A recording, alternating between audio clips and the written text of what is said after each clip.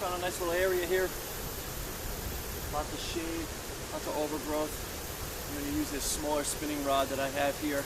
I actually broke this rod. It was a 6.6. Now it's probably like a 6.4, 6.3. I was kind of bummed when I broke it, but now I use it probably more now than I've used it when it was a 6.6. And especially for applications just like this where there's a lot of coverage. I want to be able to skim and just get underneath into the shade. And right now that's where the fish are going to be. It's around noon. We're in September, it's the beginning of September, so it's still sunny and hot here, so they're going to be hiding in that shade. I think I found a nice little spot where they're going to go, so I'm going to pitch it into that area, see if we can get into something. I don't know if you can see this, and I'll show it at the end of the video. It's a little beaver and a slider hook. We'll talk about that a little later, but I think I can get into something here. So what I'd like to do on these, I like to keep the bait as high to the tip of the rod as possible. It gives me less things to get caught up on around me, behind me, on the side of me. I put my finger right above the reel on the line, open up the spool, and then as I cast, I let go of my finger, and then I'm able to skip it into the right spot. So let's see what we get into. Maybe we can get into a nice one.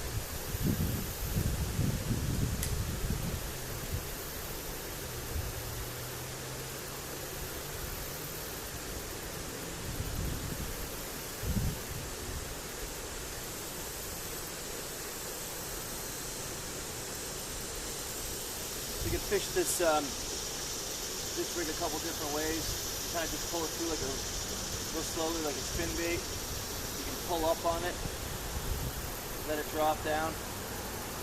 This actual hook itself is designed so when it drops down, it kind of does a spiraling motion. It represents a dead bait fish, and they kind of tend to like that. Sometimes I just kind of reel it in real slow, almost like a swim bait.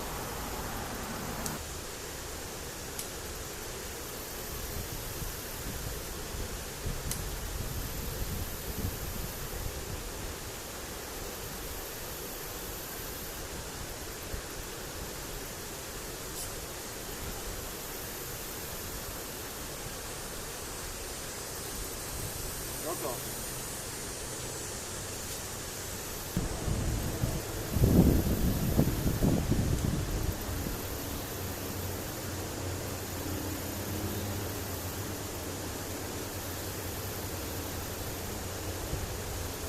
There we go. Oh, awesome. All right, I know where they are now. Right back into that spot.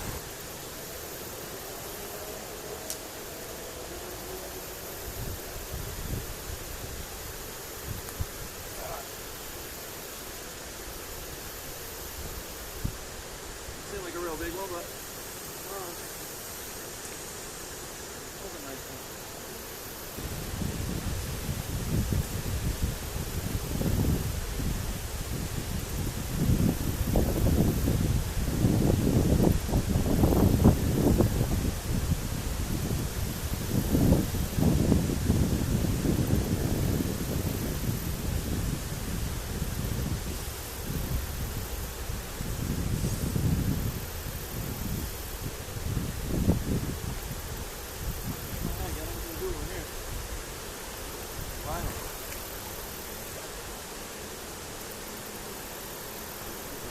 I've lost this fish at least twice already.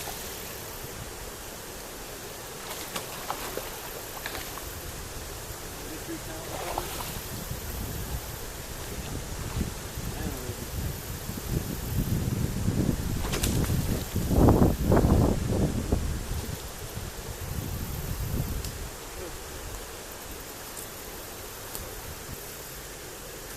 Nice fish. Weigh her up real quick and put her back. 2 pounds, 12 ounces. Nice little fish. Let's get her back in.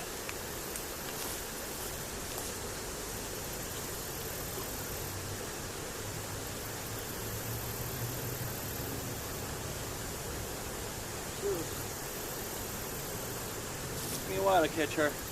I lost her about 2 or 3 times. Persistence pays off.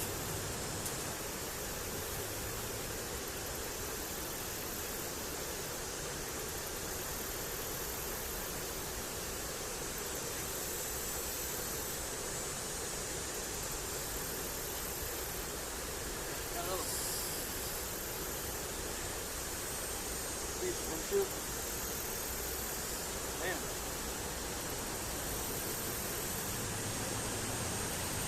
Not as big as the last one, but nice fish.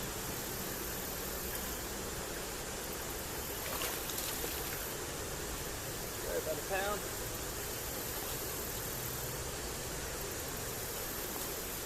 Nice fish. Another. Found these bait fish here that are swimming into their schooling. And all these bass are kind of feeding off of them. So what I'm doing is I'm pitching underneath this little beaver. And if I can get it into that school, what'll happen is the beaver will kind of just float to the bottom. It'll look like a dead bait fish, and they're pouncing on him. So, doing pretty good in this little spot. Fun day, fun night in the lake.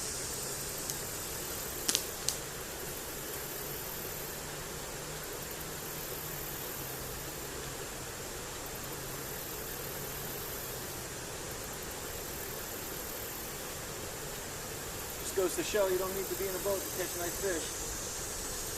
If you can find them. You got the right bait and the right technique, you'll be able to catch them.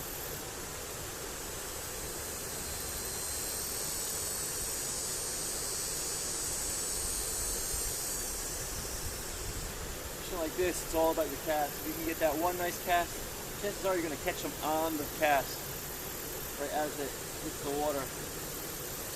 Once you find where those fish are, and you're able to get it underneath this brush like this, a good cast is crucial to catching these fish. Both of those two fish I just caught, I got it into that spot. I knew exactly where I wanted to be. I got into that spot and I caught the fish. You can almost, if you don't catch it on the initial cast, pretty much reel it in and recast it.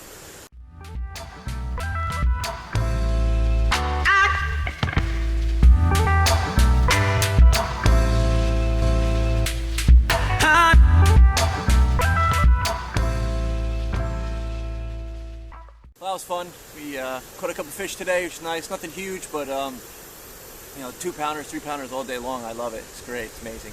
Good day on the lake. So we used a different technique today. I'll do a little pitching underneath some coverage with the little finesse rod.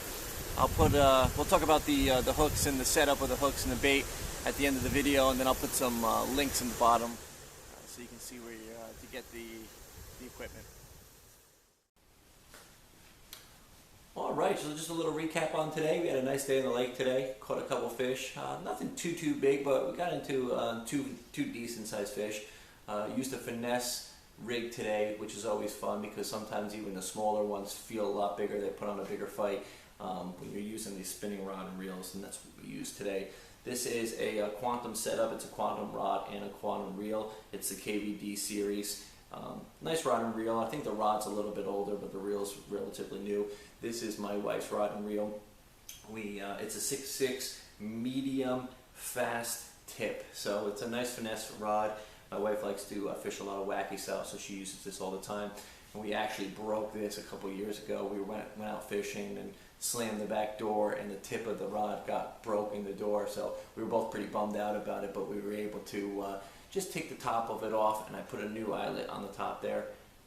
If you can see that. We'll actually do a video on how to do that and how to repair your rod. So if you ever do break the tip of your rod off, don't worry, don't throw out your rod. It's going to be a little bit shorter, but chances are you'll be able to fix it and put a new one on the tip there and still use the rod. And it's worked out great for me. I actually use this rod a lot more now because it is a shorter rod.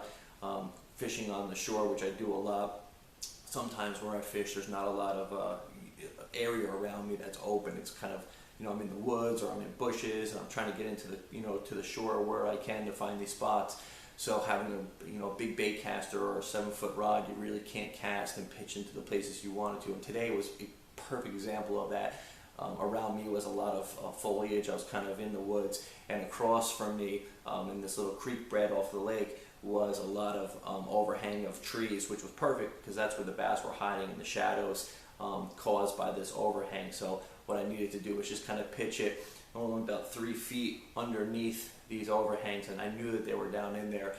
So without this rod, I don't think I would have been able to actually catch those fish today. So breaking the rod was actually a blessing in disguise. So that's the rod we use. The hooks I use today, I'm going to show you the package.